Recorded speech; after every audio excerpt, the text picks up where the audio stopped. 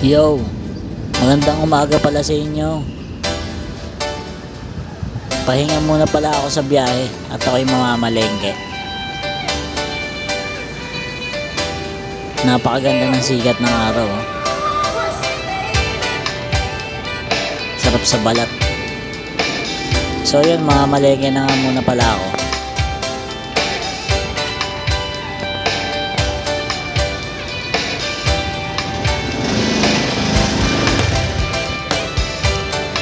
So ito nga pala yung pinagmamalaki naming 4DJ half court. Kahit na ganyan yan, ganyan na talaga yan. Shoutout pala sa'yo, Dandon Del Rosario. Dito na nga pala ako sa Baclaran Palengke. At namili na rin ako ng sibuyas, bawang, tsaka kalamansi. Pali na rin tong manok.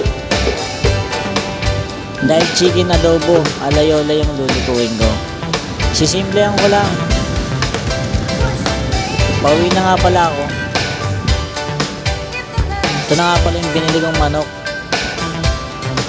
Pati yung simpleng mga regalo na binili ko.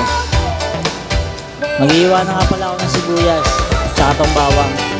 Minaji ko na lang para mas mabilis. Yan, nagbalat na nga pala ako ng patatas dito. Tapos sinugasan ko at hiniwa ko lang ng saktuan.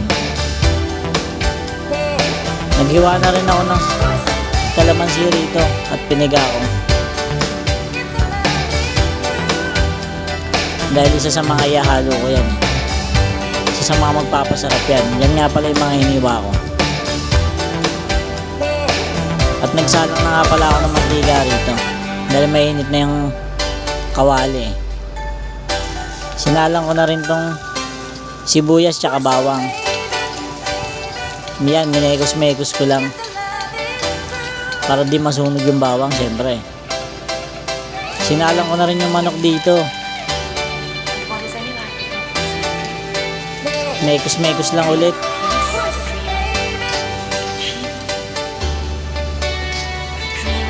Para kumalo yung sibuyas tsaka bawang. Kailangan natin talaga yung mekos-mekos yan. Ganyan naman talaga pag magluluto eh.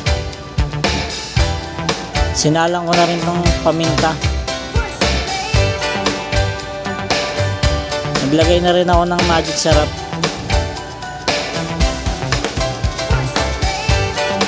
Saktuan lang. Yan, tsaka ako minekos-mekos ulit para kumalo sa manok yung mga nilagay ko.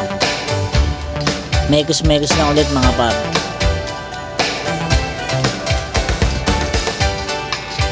Yan. Tsaka nilagyan ko ng chicken cubes. Number 1 yan. Isa sa mga magpapasarap yan sa adobo nyo. Isa sa mga sikreto ko yan sa adobo ko eh. Nilagyan ko na rin ng 2 kutsarang toyo. Tsaka 1 kutsarang suka.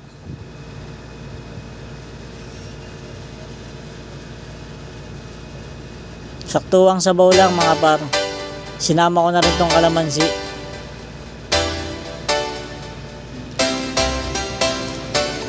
Yan, nilagay ko na rin tong dahon ng laurel. Tsaka ako tatakpan mga par. Pakukulong ko na mga 15 to 20 minutes yan. So ito na nga mga par, luto na. Simple lang pero sigurado masarap yan. At ito na yung finished product nya. Napakasimple lang, diba?